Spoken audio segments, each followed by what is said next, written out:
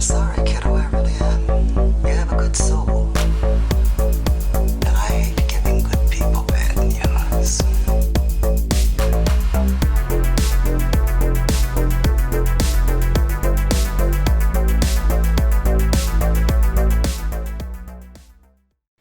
He doesn't have a sweet enough bike to be Pee-wee Herman. That's my name, don't wear it out. I don't have a sweet enough motorcycle to be PW. I know you are. But what am I? But we did watch 1985's Pee-wee's Big Adventure. The story of a guy Morning, I'm here. and his bike together for the first time in their first big movie. I meant to do that. I say we kill it. Yeah! I say we let him go.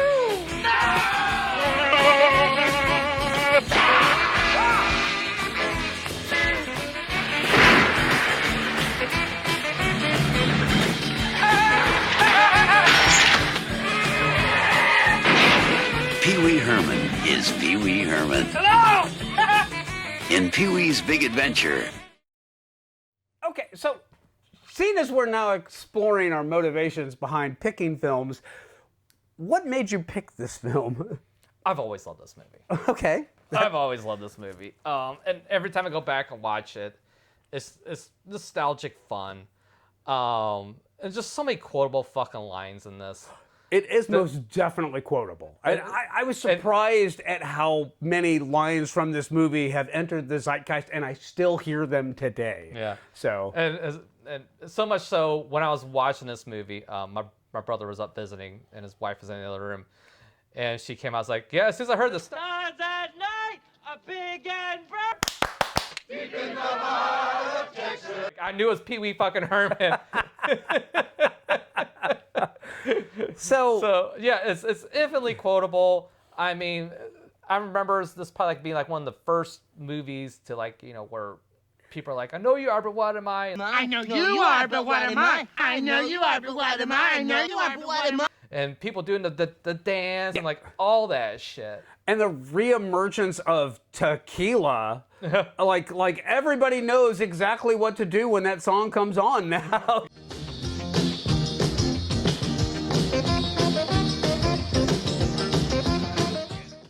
It's Paul Reubens. That's the cast. You want to give us a... There's more to this cast than that. There's so many fucking cameos in this fucking movie. So yeah, Paul Reubens is Pee-wee fucking Herman. You don't want to get mixed up with a guy like me. I'm a loner, Dottie. A rebel. You have Elizabeth Daily as fucking Dottie. I don't understand. Mark Horton as Francis. You'll be sorry, Pee-wee Herman. Diane Salinger as Simone. Au revoir. Au revoir, Pee-wee. Judd Omen as Mickey. I'm a loner, a rebel. Deja vu. Alice Nunn as Large Marge. Be sure and tell them Large Marge sent ya.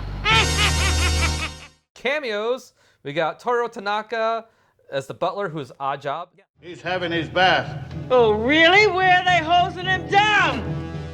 Jan Hooks as the tour guide. This time I'd like to conclude our tour, and I mean it. Y'all have been one of the greatest groups I have ever worked with, really. Jason Harvey as Kevin. Doesn't it look like I am ready? I am always ready. Who is in the Wonder Years, and is also the little brother in Back to the Future. Yeah. Cassandra Peterson as the biker mama, who's Elvira. Yeah. I say you let me have him first. James Brolin as PW. Let's take a breather, Dottie. The X1 needs to cool down. Morgan Fairchild as the Hollywood version of Dottie. Yes. I'm a little overheated myself. And Twisted Motherfucking Sister. Yes. Yeah. That just informed me, like watching that and seeing Dee Snider having a sense of humor about, like, at the height of their fame, just makes Dee Snider even fucking cooler. So. Yeah, I mean, Twisted Sister in the early 80s was fucking huge. Yes. Huge. Yes. Their videos were all over MTV 24/7. They're responsible for the reemergence of Niedermeyer from Animal House. and probably his most quoted lines, weren't an Animal House. So just to get into the quick and dirty plot here. So Pee-wee Herman has got a sweet-ass bike that his neighbor, Francis, just fucking loves and wants to buy it off. It's his birthday, and my father says I can have anything I fucking want, and I want your bike. It's not for sale. My father says everything's negotiable, Pee-wee. I wouldn't sell my bike for all the money in the world. Not for $1 million trillion. Well, you're crazy. Well, I know you are, but what am I? You're a nerd. I know you are, but what am I? You're an idiot. I know you are, but what am I? I know you are, but what am I? So anyways, you'll be sorry, Pee-wee Herman, that you don't sell Francis's bike. And he is right. Pee-wee Herman goes to do some shopping. His bike gets stolen, and from there, shenanigans. Daddy!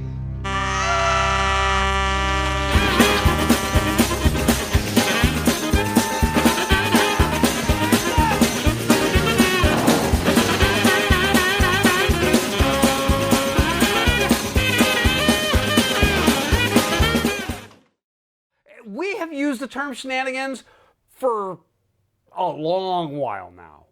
It has never been more appropriate than in the case of this particular film, because it is a series of non sequiturs. It is just a travel story of Pee-wee Herman, and some of them are far funnier than others, but none of them are bad. No, there's not really yeah, there's some I like more than others for sure. But man, some are just, when they hit, they fucking hit so fucking hard. When he's on the train with the hobo, and they start off singing, and Pee-wee Herman's like really into it, and they're getting this sing along going, and then when another song, and another song, and another song, and finally Pee-wee Herman has had enough, and he jumps off the train. Jimmy Whipcord,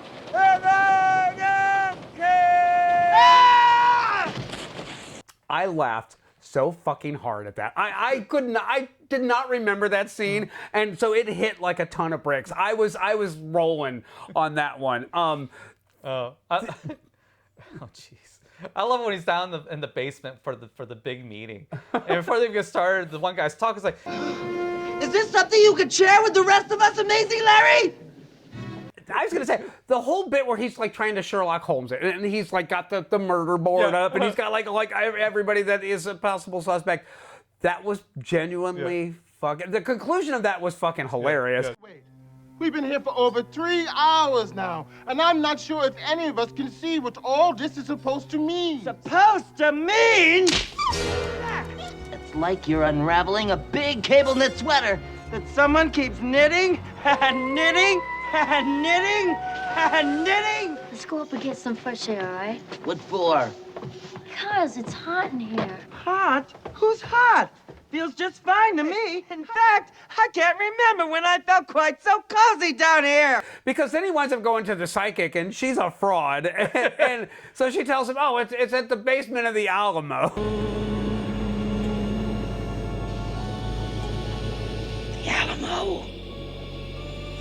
Alamo. The basement. I'll never forget you. it's like, before you give me money, tell me why I'm here. Tell me why I'm here first. You're here because you want something. Take my fucking money. I had never watched this all the way through before. Oh, really? I had seen bits and pieces of it here and there, but Pee-wee Herman and Tim Burton were not my bag. And don't get me wrong, it's not that I dislike either of them, it just wasn't like my groove of movies. So, but this had entered the zeitgeist so fucking hard, there was no escaping it. And so while I've never actually watched it from beginning to end before we did this review, so much of it I knew already because I was, assaulted with it multiple times. Yeah. Go ahead and scream your head off! We're miles from where anyone can hear you! I'm gonna admit that I should have probably watched it back in the day because this movie has a charm to it, and it's so fucking sincere. It's so sincere. I mean, he portrays that character with such innocence. Something I have to talk to you about, Dottie. It's about the other night. I I owe everybody a big apology, especially you. Nobody else could have done this, number one. Number two, this movie is so fucking Tim Burton. Like this was Tim Burton like going, this is who I am, this is what I'm about, this is what my movies are gonna be like. You can't miss it. It clubs you over the head with it. But this is also, I didn't realize, this was Tim Burton's directorial debut. This was his first feature film. Yeah. More on that to come. Some fascinating stuff when we get to the notes. Written by Paul Reubens and Phil Hartman. Yeah. And a third guy, I'll throw the name up here because I forgot. Yeah, and when they were part of Second City. Yep. And that's where Reubens developed this particular character. Yeah. And which Jane Hooks was in there. Yeah. As, I think Phil Hartman as well. Yeah. Right before they joined, they joined Saturday Night Live like a year later. Thank you. the funny thing is that this movie was made popular because he started doing these appearances on David Letterman. Mm-hmm. Hey, stare contest!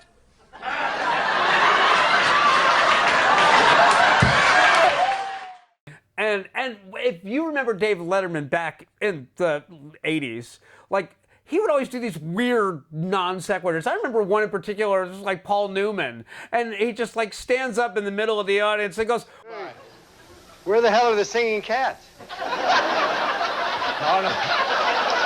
This is not Cats. This is my TV show.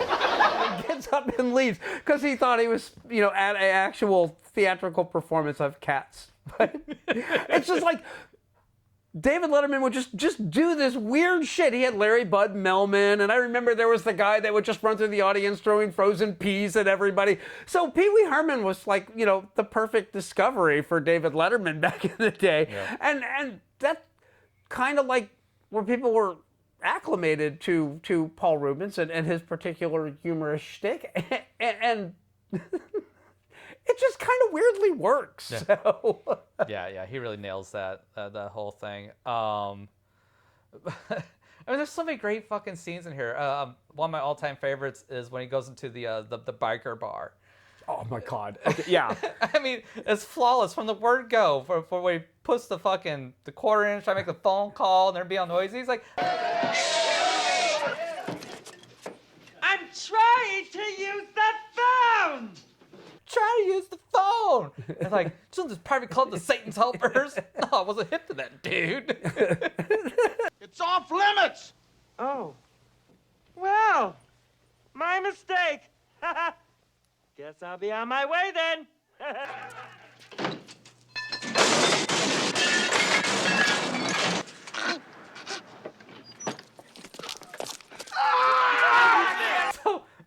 Well, what are we gonna do with them? Oh, I say we kill them. Yeah! I say we hang them, then we kill them. Yeah! I say we scalp them. Yeah! Then we tattoo them. Yeah! Then we hang them. Yeah! And then we kill them. Yeah! I say we let them go. No! And then fucking Elvira, Cassandra Peterson comes up, who I didn't know who that was. I see this movie for years. I didn't realize this like about 10, 15 years ago. Fucking the back of my room comes up, boom. I say you let me have him first. And I always wonder, like, what's she gonna do with Paul Reubens? Is she gonna like beat his ass or like assault him in a very sexual manner? Yeah, and really. I say we let him go. But when he asks for his last request, and then the guy just gives him the shoes, and he does the whole tequila thing.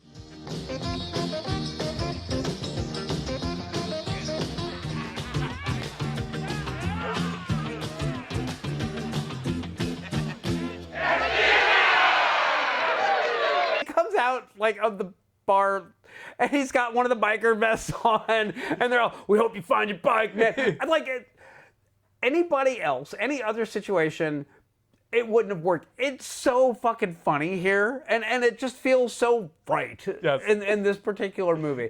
The other thing is his innocence is so great. Is that when he's talking to Simone and they're in the fucking the dinosaur, talking about their dreams and stuff like that, and she's like, "Well, I won't go to Paris, but." Come on, Simone, let's talk about your big butt. And she's got the jealous boyfriend outside listening in on this shit, and she's like, I've been waiting for somebody to put it to me like that for so long. It works so well. It genuinely laugh out loud funny. The whole bit at the Alamo, where he's on the tour and he tries to ask a question. She's like, "Excuse me, Tina, but can we go straight to I'll the..." tell you what. Let's hold all questions until the end of the tour, okay? But Thank you. The tour just keeps going on and on, and it's hilarious how completely he's just waiting for it all to be over with, but like how glued to everything Tina, the tour guide, is saying everybody else is. Oh my God. They nailed that whole freaking thing, especially like when you get to the crowd participation. Yes. Did you guys say Adobe? Adobe. And Pedro is working on an Adobe. Can you say that with me? Adobe. Adobe. Oh, we make tortillas. I think I heard somebody's stomach grumbling. And the crowd laughs. Oh, ha, ha, ha. Do we have any Mexican Americans with us today? Well, buenos dias. Buenos dias. It is perfectly directed.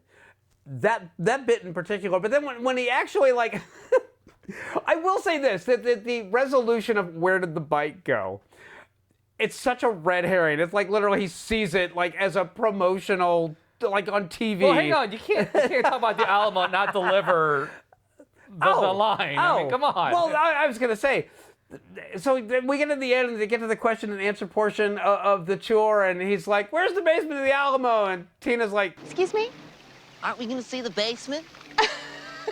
There's no basement at the Alamo. So he realizes that he's been duped by the fortune teller and that his big, quest just resulted in failure. So he goes to the payphone and is asking Dottie for a bus ticket home. And that's when we get the great bit where he's like, I'm in Texas, really, watch. The stars at night are big and bright. Deep in the heart of Texas. That bit is priceless. It was perfectly delivered. It's very weird to me how there's a Coen's brothers quality to this film. This kind of strikes me a bit more like Raising Arizona, as far as some of the scenes and some of the tones of it, which kind of tells me Tim Burton could have gone a couple of different directions from this starting point. But I get it. At the same time, it's like I can see his path from where he is now to where he was then, and I can draw a line through the whole thing. Because the whole bit with Large Marge, when it turns out that it's a big ghost story, and like when she like reveals her dead self, It looked like this. that's like proto Beetlejuice all day long. The whole bit with the animated dinosaurs, like again, it's so cheesy and so weird, but like The Nightmare Before Christmas and Frankenweenie and like all these other Tim Burton animated films, it's like I see the blueprints all over it. Yeah. His DNA is everywhere. But so anyways, yeah, like you're talking about, where after he has a motorcycle accident, he wakes up in the hospital and he sees the commercial with the promo for the new film that's being shot, where they award the bike to the little brother or the little actor, and I think his name is Kevin. Kevin in this. But and that scene when Pee-wee sneaks on the lot. And he's in the studio with them, and so they're setting up. So you got Kevin there, and the rest of the actors and shit like that. You have the yes man director, and fucking. I forgot what the director says, and Kevin's like, "Well, I would do that, but she is so late on her cues." More, and we pick up the pace a little bit, all right, Kevin? Jerry, I would love to, except how can I when she is just so late on her cues? Now, just a minute. Oh my god! That bit. She's just dialed back just enough. She's trying to be professional, but she's so fucking angry about the whole thing. Especially from that little Kid, he is just a kid, Marion. Even a kid can be courteous, Jerry. I'm going to quit. Please, I Marion. swear it. I am going to quit. and then the kid's like, "I'm ready, action!" And then the director's all like, "Yes, action!" Roll. Quiet, please. This is a take. Action. Action. And then they immediately shift gears, and it's like, Goodbye, Mother Superior. Goodbye, Rusty. And God bless you. oh, you're such an inspiration to us all. Oh, Rusty, you are an inspiration to us all. That part had me laughing out loud. And then when Paul Reubens, dressed up as one of the background nuns, decides to steal his bike back, I was laughing. I mean, it's charming, it's funny, it's witty. I'll say, I'm going to start a paper route right now. Hey, stop that nun! I think the biggest laugh in the film is when the pet shop is on fire and he is running in and he is going and saving all of the animals. And again, it's so naive, it's so sincere. He's going and he's got the monkey, he's got the puppies, he's got this and that. But when he comes running out with the snakes, I like legit, I had to stop the movie. I was laughing so fucking hard. Well, they set it up so good. Because it's the first thing he walks past. He's like, ew, no. And every time he walks past, he stops and makes a face at the fucking snakes. And finally like, God damn it, fine.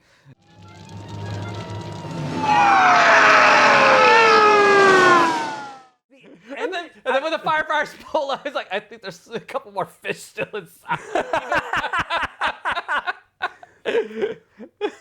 And then he's supposed to get arrested. He's taken in front of the studio head, and the studio head's all like, Pee-wee, Warner Brothers thinks your story would make a fantastic movie. My story? A movie?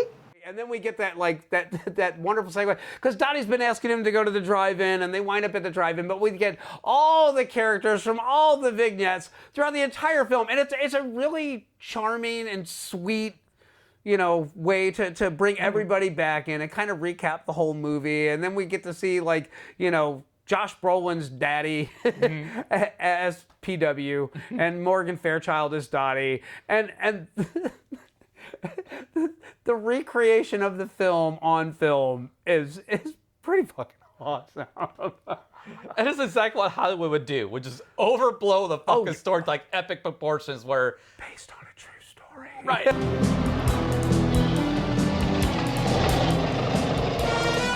Let's take a breather, Dottie.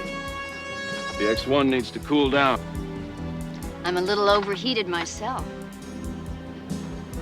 Come on over here, Tito.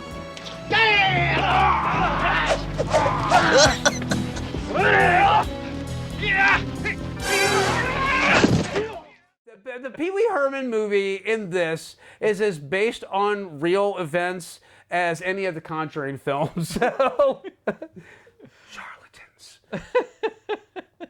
Hucksters. Oh, man. Yeah. So, are we ready for some notes? I just gotta say one thing. Yes. E.G. Daily. Hi, Pee-wee.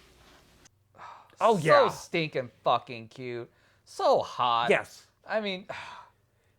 Take home to mom, adorable. Say we cruise, dudes. Yeah. Sure is getting hot in here. Steamy. I'm sweating. It's getting hot in there. He knew what was up. Steamy. He knew what was up. So it's as hot as a pet shop on fire. So, all right, we'll do are you ready now. for some notes? Okay, so I have some wonderful stuff here. Okay. So the budget for Pee-wee's Big Adventure was $7 million. I'm surprised by that, actually. The box office was $40.9 million. Deserved better. Actually, at the time, this was considered a massive hit. Especially, like, a $7 million is a family drama, mid-budget, no big stunts, you know, no big set pieces, anything like that. And this had all of that. Yeah. But directorial debut, and, you know, nobody knew, you know, Pee-wee Herman, people knew who he was, but he wasn't like in the zeitgeist like this movie put him there.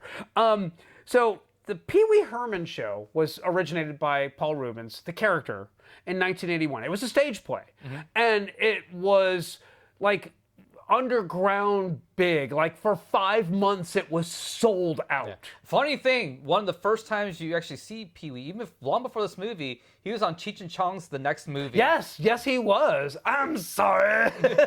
No. I'm not sorry. About the mistake, and if there's anything at all I can do for you, please don't hesitate to ask. I'm not sorry I took the money. that's Nice Dreams. He wasn't playing Pee-wee. Oh. No, he actually plays the character Pee-wee Herman in the next movie. Okay. I'll throw the clip up here. Hi, everybody. My name's Pee-wee. What's yours? You know, you two look a little familiar to me. Oh, you smell familiar. After the success of his stage play, Paramount was all like, write us a script. We love your show. We want you to do a script. And he started doing an adaptation of Pygmalion, but for some reason it wasn't Pygmalion? the right value. I'm not even going into that. That will be here forever. And I've already got enough notes. So, but Google it. But that all being said, he wound up here, and this was the right choice. And part of that had to do with the fact that he hired recently fired from Disney guy named Tim Burton. So now Tim Burton was a concept artist for Disney Animation, and he worked on The Fox and the Hound, which none of his concepts were used, and then he worked on The Black Cauldron, and none of his concepts were used there. So he decided that he was going to do a short film called Frankenweenie. Which Disney then fired him for wasting company resources on a film they felt was completely inappropriate. Remember that. It's going to come up again later. So Paul Reubens saw Frankenweenie, the short film, and was like, this is totally our guy. He had passed on Paramount's first suggested director, but he was like, this guy really gets the vibe that we're going for. So all of those weird visuals and the Rube Goldberg machine and all that stuff, that's all Burton 100%.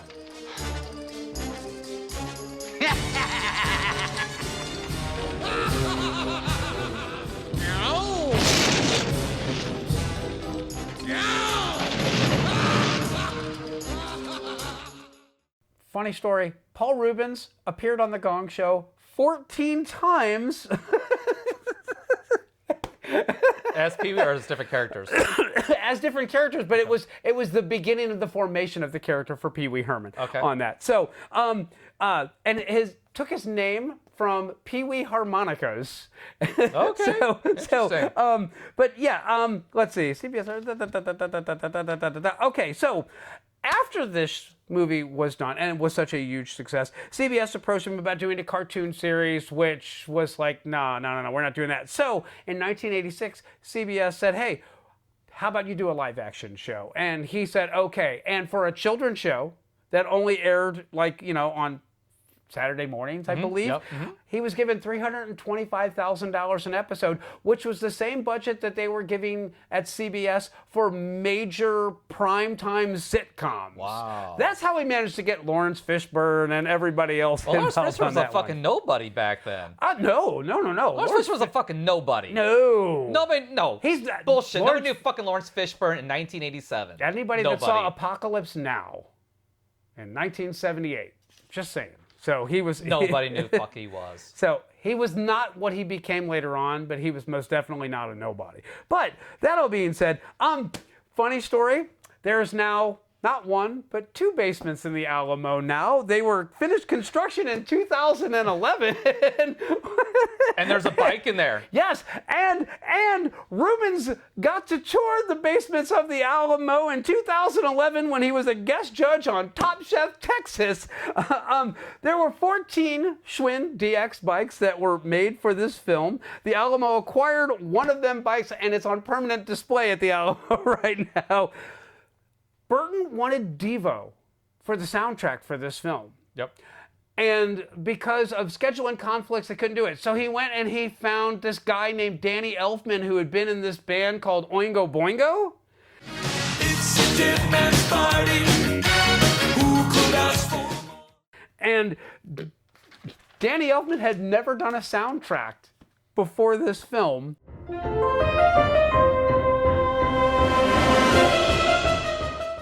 I still feel like Disney is like where fledgling directors go to have their career either completely turned into corporate product or completely stamped out because they had too much of a visual signature and style to them. And it was no different back then. It's just people have kind of forgotten that. The Disney Renaissance made everybody forget just how cruel Disney was to people that worked under their creative umbrella for a very long time.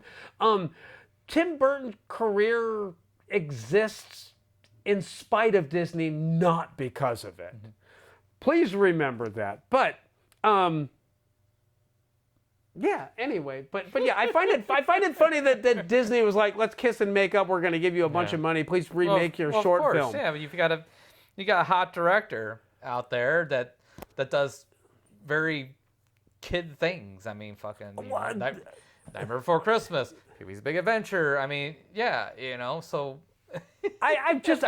makes sense to me. It makes sense, but it was like at the time they felt that the subject matter of a kid's dog dying and then him bringing it back to life as Frankenweenie was too dark for children and completely inappropriate. And I'm thinking, you killed fucking Bambi's mom in the first 5 minutes of that fucking movie.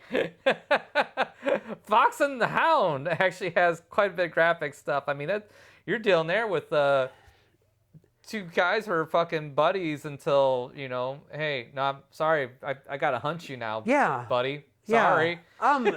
If that ain't fucking dark and twisted and fucked up, I don't know what it is. What Disney thinks is kid appropriate is like just the most sanitized shit ever, and I'm now. Yeah, no, shit for the last 40 years. Not just now. I mean, even going back, I mean, through the Disney Renaissance and like how completely sanitized all those fairy tales have been. It staggers me how the media of Disney has changed. I mean, if you go back and you watch like Sleepy Hollow and, the story of Ichabod Crane and the Headless Horseman and all that, it's still got some, adult themes, fear of death, all that kind of things. But apparently Tim Burton... every kid that ever has a dog is sooner or later going to have to deal with the fact that that dog is not immortal. Why not make a movie about it that kids can relate to and understand? But no, it's too traumatic. It's like, fucking really? It's just excuses. It really was. It really was. They found Tim Burton weird. And I don't know if Tim Burton is a hot director anymore at this point. I know that he had like a 15-year reign where like everything he did was gold, but then not everything. He has some stinkers and shit along the way. Like no one remembers Ed Wood fondly. Which I enjoy Ed Wood. I enjoy Ed Wood quite a bit, actually. But it bombed. It absolutely bombed. I thought Martin Landau won an Academy Award for Best Supporting Actor for that. That doesn't mean the movie didn't bomb. No, but I'm just gonna say that like accolades did not mean dollars. No, you're absolutely right. But I'm gonna say like it had Johnny Depp at the peak of his fame, and it had Jessica. Oh god damn it, Sarah Jessica Parker again at the peak of her. No, it had a great cast. It had a lot of great people in it, but it fucking tanked. Did it? Oh yeah. Do we have numbers? I mean, you can look it up. Well, I don't have my. You got your phone. I don't have my camera. Anyway, I'll throw the numbers here. It doesn't fucking matter anyway. I mean, every director is hit and miss. Oh, every director has their time in the sunshine. Even Spielberg. Spielberg, for all of the hits that he has made, it's like a Spielberg movie coming out now, and people are just kind of like, who cares? Yeah. Tim Burton is no different. I will say that he did have some time in the sunshine and some real clout, but really, at the end of the day, this movie isn't really about Tim Burton. This is really about fucking Paul Reubens. It's about Pee-wee fucking Herman. Paul Reubens passed away 2023. And he was 70 years old. And he kind of got fucked out of his career because of a scandal. How are you going to arrest somebody for public indecency when they're in a porn theater? That's a great question, isn't it? So, and it's some trumped up fucking bullshit. Well, there's that trumped up bullshit, but then the other trumped up bullshit is you remember the guy that played the principal in Ferris Bueller's Day Off?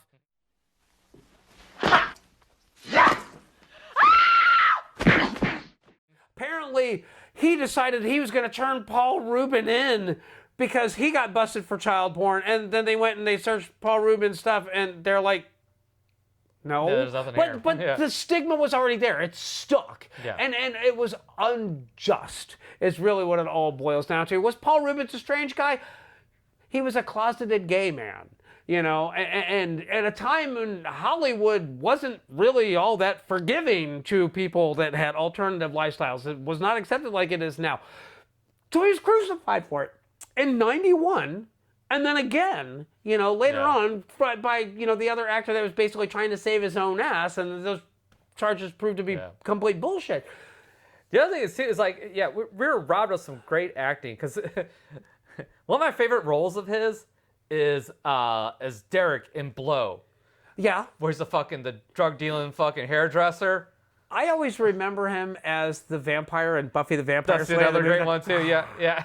He's so good. It was so funny. It was so perfectly timed and very un-Pee-wee Herman. It was genuinely funny.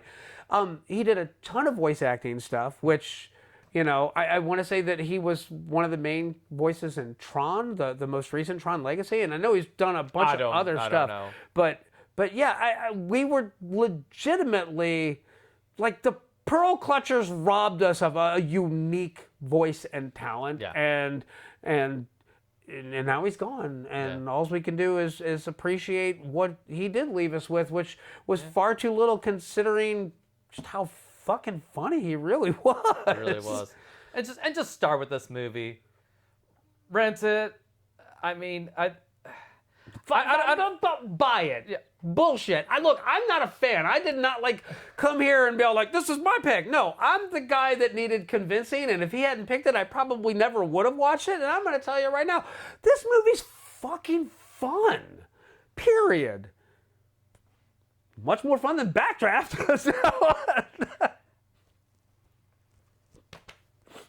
Anything else? No, that's what I got. We will catch you next time.